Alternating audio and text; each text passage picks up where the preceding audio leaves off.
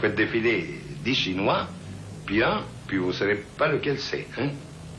Moi, à force de travailler dans ce sens, ça m'arrive un peu maintenant avec tout le monde, ce qui peut être très gênant. Hein?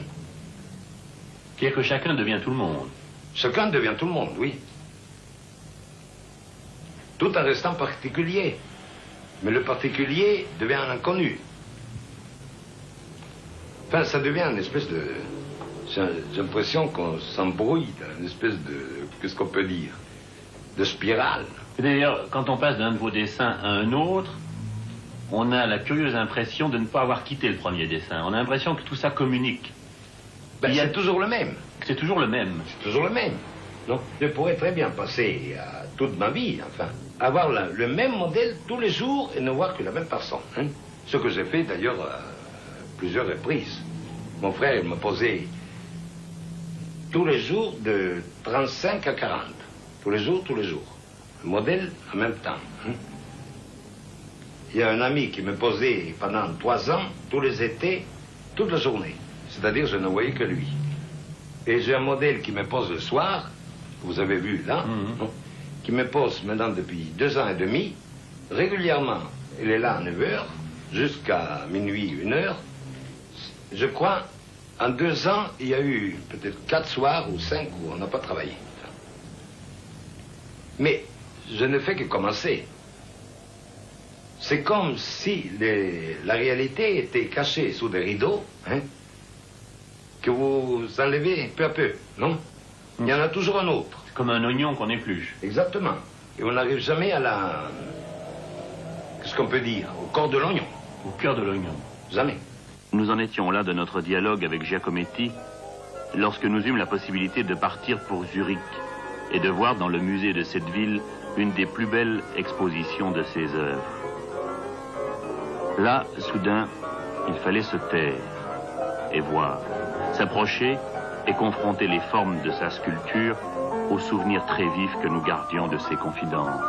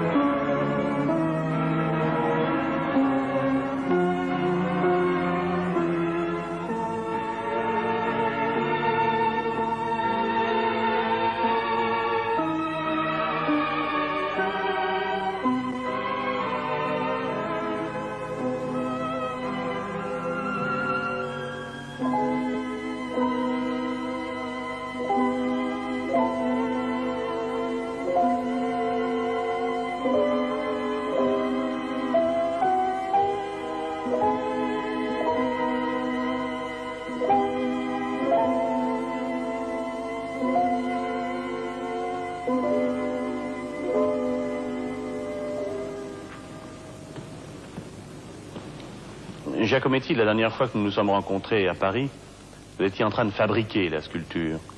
Aujourd'hui, à Zurich, vous êtes un peu comme un berger qui voit tout son troupeau. Il y en a partout. Quelle impression cela vous fait-il? Ben...